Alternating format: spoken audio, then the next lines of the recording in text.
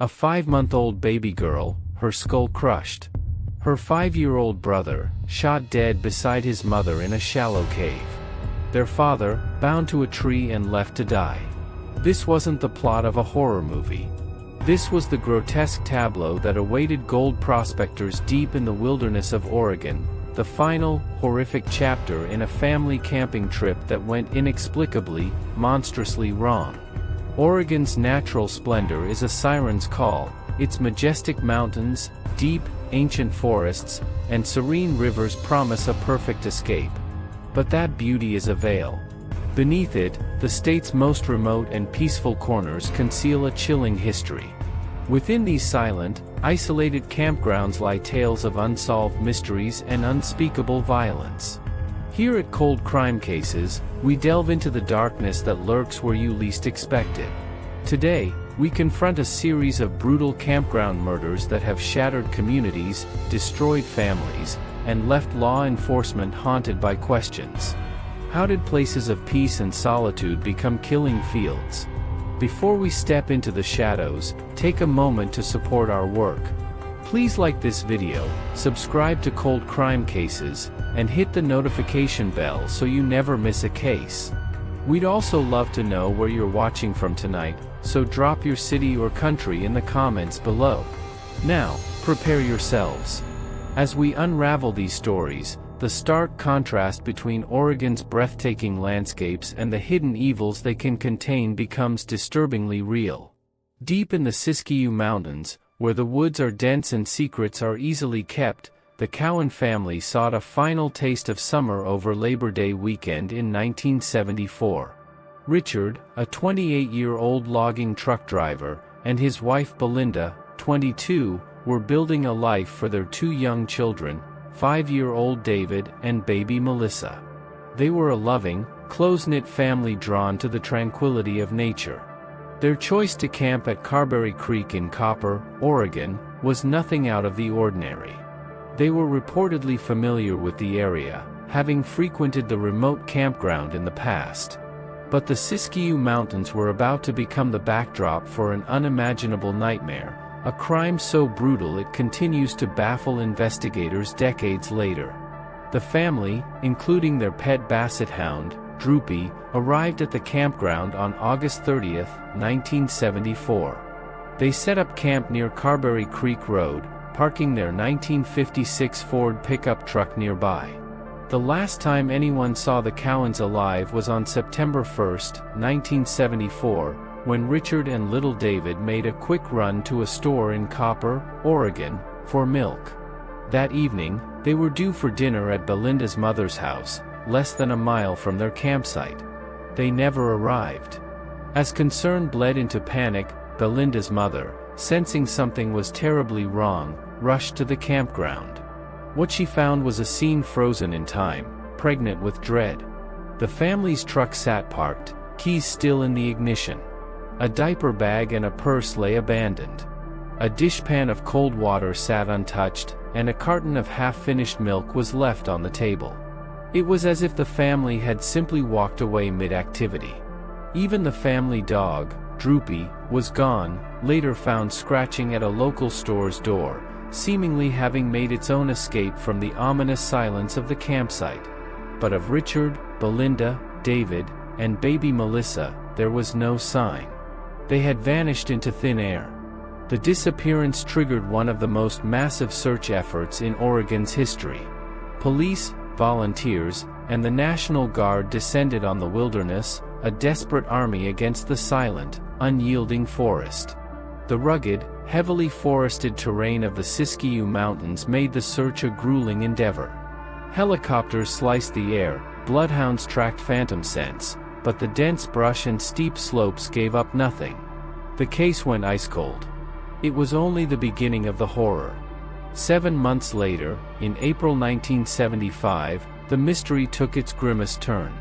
2 prospectors, 7 miles from the abandoned campsite, stumbled upon the family's decomposed remains. The discovery site was a remote, rugged area accessible only by foot, making it clear the family had been taken deep into the wilderness after their abduction. The scene that investigators encountered was horrific. Richard Cowen had been tied to a tree, a brutal execution. Belinda and David were found in a nearby shallow cave, both executed with a .22 caliber weapon. And baby Melissa, who was only 5 months old at the time of her disappearance, was found near her mother. Her tiny skull had been crushed. The sheer brutality and randomness of the killing stunned even seasoned law enforcement officers.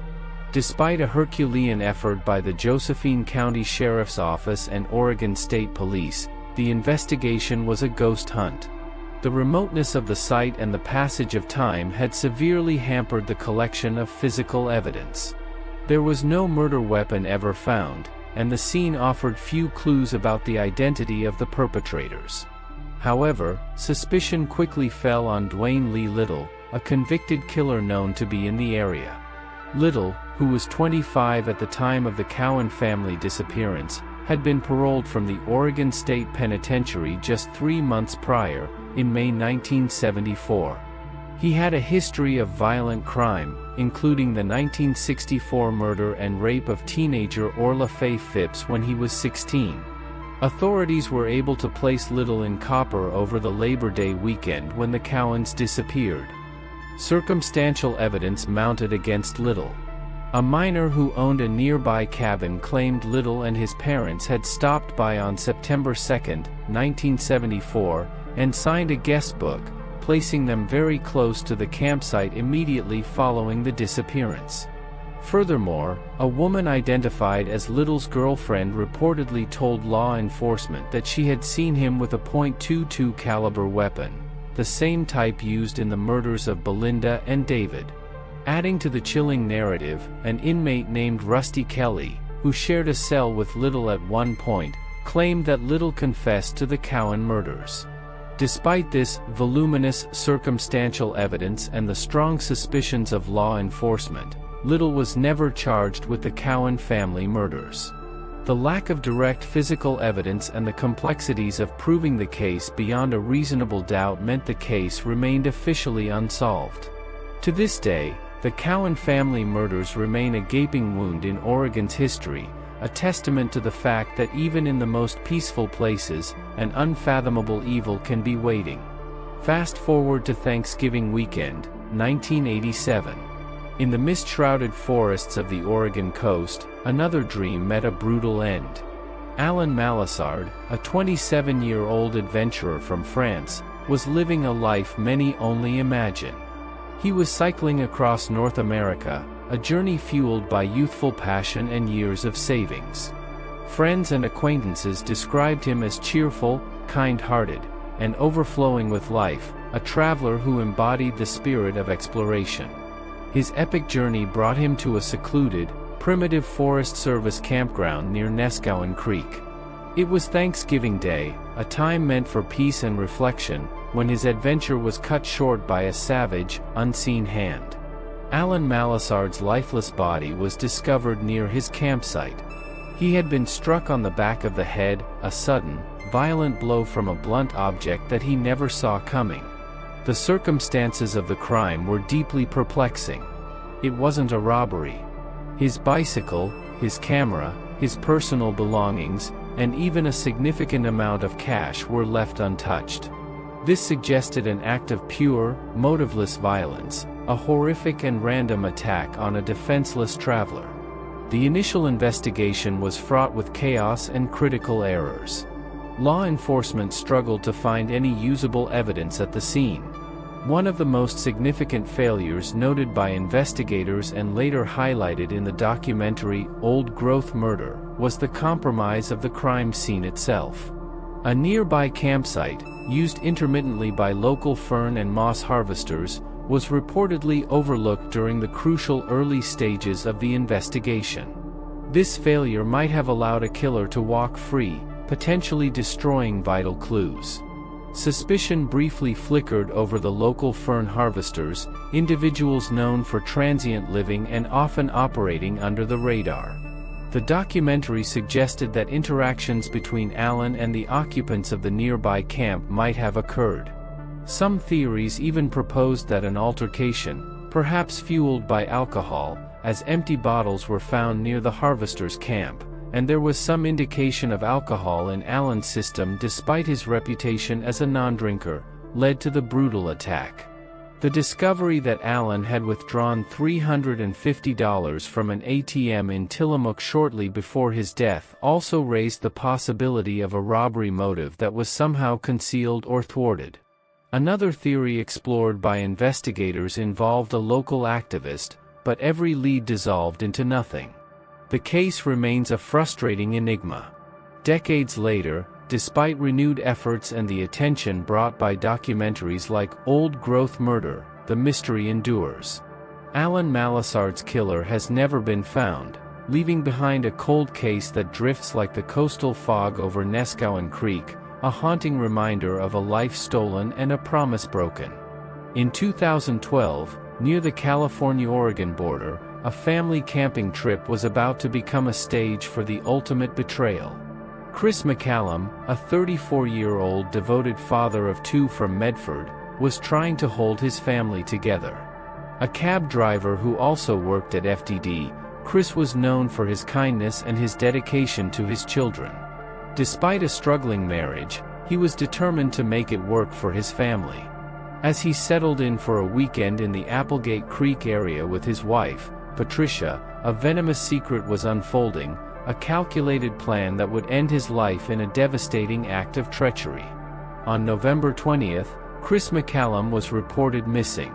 His body was soon found at the bottom of a steep cliff in Siskiyou County, near the border. At first, it looked like a tragic accident, a terrible misstep in the dark. But investigators soon sensed that something was deeply wrong. The fact that Chris had sustained multiple gunshot wounds immediately raised suspicions. As they peeled back the layers of the story, the horrifying truth emerged. Chris McCallum didn't fall accidentally. He was pushed. His death was a calculated plot, masterminded by his own wife, Patricia, and her former stepsister, Amber Lubbers.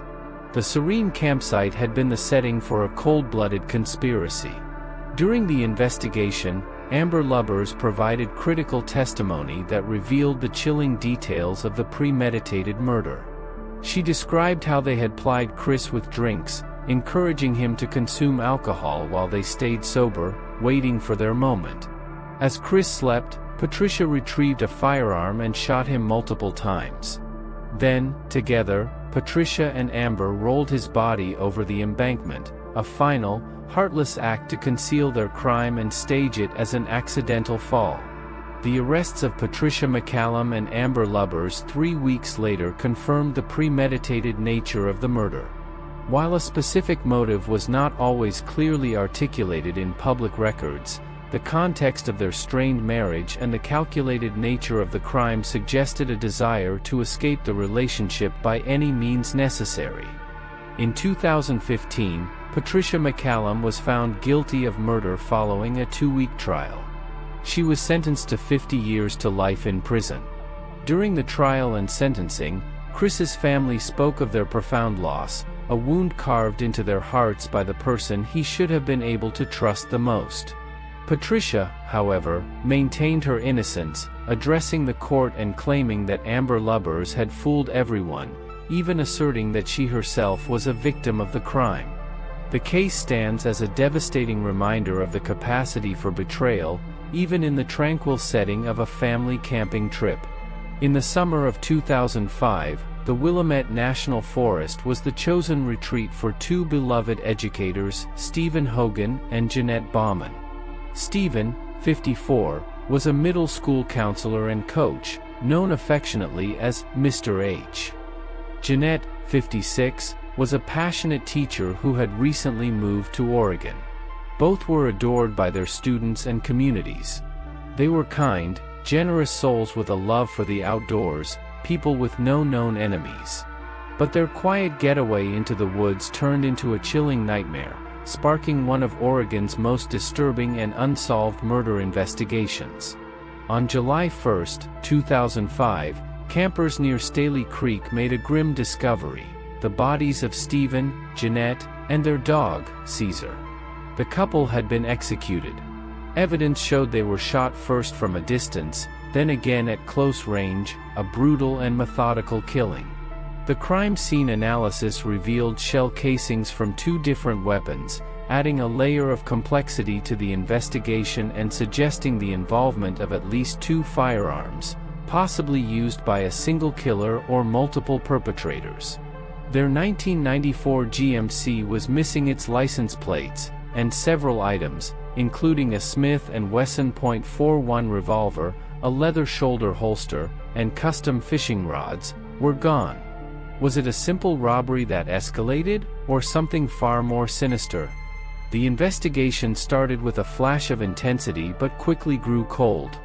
No one in the area reported hearing gunshots, suggesting the murders might have occurred during a quiet time, or that the shots were muffled by the dense forest.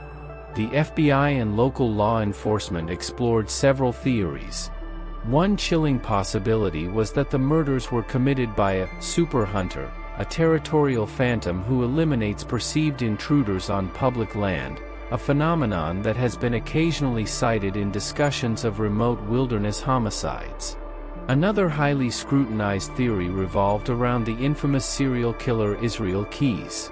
Keyes, who operated meticulously and often traveled great distances to commit his crimes, was known to have extensive knowledge of national and state park systems and was an avid outdoorsman. Investigators determined a significant gap in Keyes' timeline from June 17, 2005, until July 5, 2005, a period that coincides precisely with the Hogan and Bauman murders. The FBI, through extensive interviews before Keyes' suicide in 2012, learned that he was a meticulous planner who enjoyed his crimes and showed no remorse. While Keyes typically preferred couples and often targeted victims randomly, the execution-style nature of the Staley Creek murders, the use of remote public land, and the missing items fit within his known methodology. Despite strong circumstantial correlations, like all other leads, no definitive evidence ever tied Keyes to the Staley Creek murders, and the case remains open. Nearly 2 decades have passed. The murders of Stephen Hogan and Jeanette Bauman remain a profound mystery. Their families continue to search for closure, building a memorial at the site where their loved ones were stolen from them. Hope now lies in advances in DNA technology, a final chance to unmask a ghost and bring justice to the victims. Oregon's wilderness holds a dark secret beneath its serene exterior. While the state's overall violent crime rate has historically been below the national average, the remote landscapes provide a canvas for some of the most baffling and brutal homicides. These remote campgrounds, meant for renewal and peace, have become scenes of brutal, unresolved crimes. Years tick by, but the perpetrators remain shadows, ghosts in the forest. The Cowen family's horrific end in the Siskiyou Mountains, Alan Malissard's senseless murder near Nescowan Creek, the calculated betrayal of Chris McCallum at Applegate Creek, and the execution-style killings of Stephen Hogan and Jeanette Bauman in the Willamette National Forest, these cases highlight the fragility of peace in isolated environments. The wilderness guards its secrets fiercely, while the families left behind are trapped in a timeless search for answers. As time marches on, the one question that echoes through the trees is, will justice ever be served? Or will the truth remain buried forever in Oregon's vast, silent expanse? These cases are a chilling reminder that even in the most tranquil places, the most unspeakable horrors can be waiting. If you found this investigation compelling, please show your support by liking this video, sharing it with others who are drawn to these mysteries, and subscribing to Cold Crime Cases. Don't forget to comment below with your thoughts on these haunting stories. Your engagement helps keep these cases alive, honoring the memory of the victims and fueling the hope that one day, their secrets will finally be brought into the light.